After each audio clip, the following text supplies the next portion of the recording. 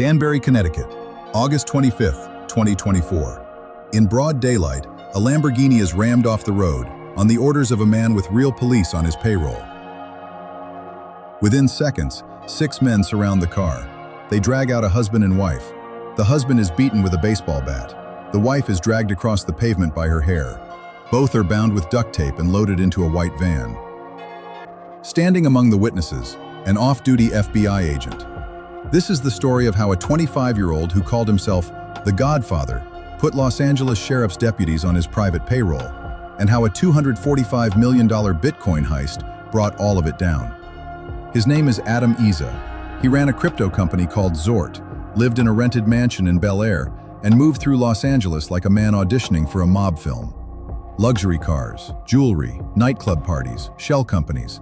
He even paid for cosmetic surgery to make his legs longer. The nickname wasn't given to him. Court filings note he chose it himself, the Godfather. The money looked like crypto genius. Prosecutors traced it somewhere else. Between 2020 and 2022, Iza stole more than $37 million by hijacking business accounts on Meta's advertising platform. Other people's accounts, other people's credit lines, drained through a web of shell companies while the platform chased ghosts. Almost nobody on YouTube has covered this case. If you want more of the stories the big channels skip, that like button is how you vote. But the fraud is not what makes this case. What makes it is who he hired to guard it. In August 2021, Iza began paying $100,000 a month to a private security firm, Saavedra & Associates. Its founder, Eric Saavedra, was an active Los Angeles County Sheriff's deputy and a former federal task force officer. The men he staffed it with, off-duty deputies. Men who spent their shifts enforcing the law and their evenings enforcing Adam Iza's will. For a monthly fee, the Godfather had bought himself a piece of the LA Sheriff's Department. The arrangement ran like a subscription service for intimidation. When Iza wanted information on an enemy, Saavedra pulled it from law enforcement databases closed to any civilian. When Iza wanted someone tracked, Saavedra obtained a search warrant for the man's phone, telling the court it was linked to a firearms investigation. It wasn't. The menu in the plea agreements runs deeper: extortion, surveillance, setting Iza's rivals up for arrest. What the filings call abuse of legal process, the machinery of law enforcement running in reverse. And when Iza wanted money, the badges came out.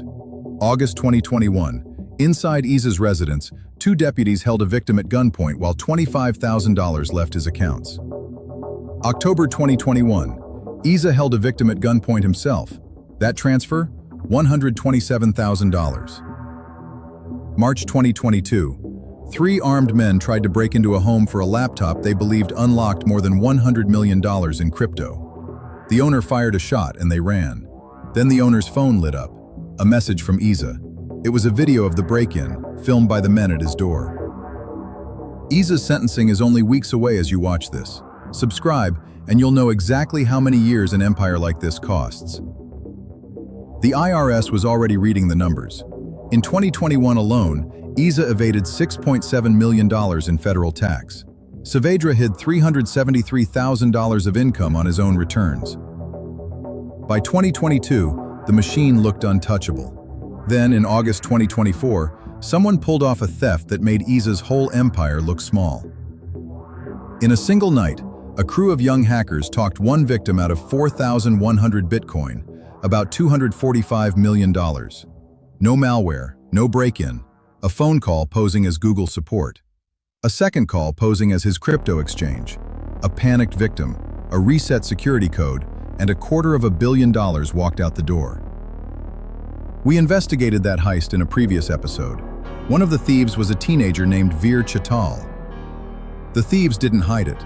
Within days, they were burning the money on supercars and nightclubs, loudly enough that word reached Los Angeles, and a man who had built a business out of taking other people's money at gunpoint started paying attention. Iza decided to take his cut, not with code, with force, and the target wasn't the thief. In July 2024, Iza had put Saavedra's men back on his payroll. That same month, prosecutors say, an associate of Iza's clashed with Veer Chittal at a nightclub and pitched a plan to rob him.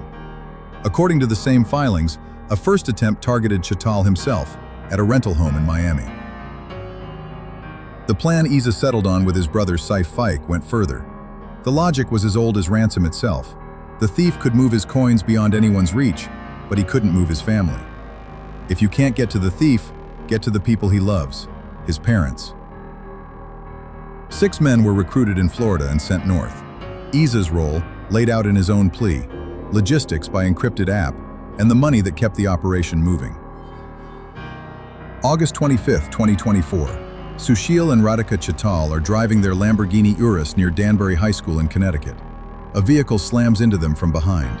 The men, the youngest just 18, pull them out, beat Sushil with a baseball bat, drag Radhika by her hair, and tape their hands. But they took the couple in front of witnesses, one of them an off-duty FBI agent. Police reached the van within minutes, forced it off the road, and pulled the couple out alive. All 6 men were arrested the same day. And that failed kidnapping did what all the gunpoint transfers never had. It handed federal investigators a thread, and the thread unraveled everything. The deputies, the fake warrant, the meta fraud, the taxes. Isa has been in federal custody since September 2024. In early 2025, he agreed to plead guilty in Los Angeles. Conspiracy against rights, wire fraud, tax evasion, up to 35 years. On June 1, 2026, he pleaded guilty in Connecticut to the kidnapping conspiracy. A week later, his brother did the same. Eric Saavedra pleaded guilty and faces up to 13 years. Another former deputy was sentenced to 18 months for lying about what he saw. 2 of the 6 kidnappers have already been sentenced, 11 years each. Veer Chital, the thief whose parents paid the price, pleaded guilty in November 2025. The United States Attorney in Los Angeles summed up the plea agreements in one line: conduct that is, quote, deeply disturbing and that cannot be tolerated. And this case isn't an outlier. It's part of a pattern investigators now track around the world. When a fortune lives in a wallet no one can hack, the attack moves to the people who hold the keys.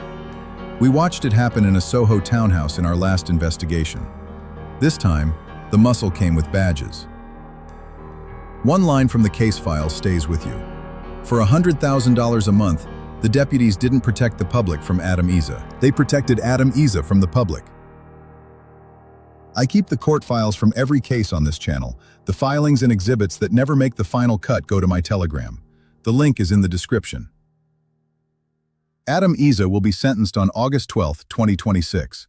Prosecutors want at least 14 years. His brother learns his number 2 weeks after that. Which leaves the only question that matters here. When the people wearing the badge work for the highest bidder, who exactly are you supposed to call? Because in this story, the men who should have answered that call were already on the payroll. When the sentence drops, I'll break it down here. Leave a like if this case deserved more coverage than it got. Subscribe, and I'll see you at the sentencing.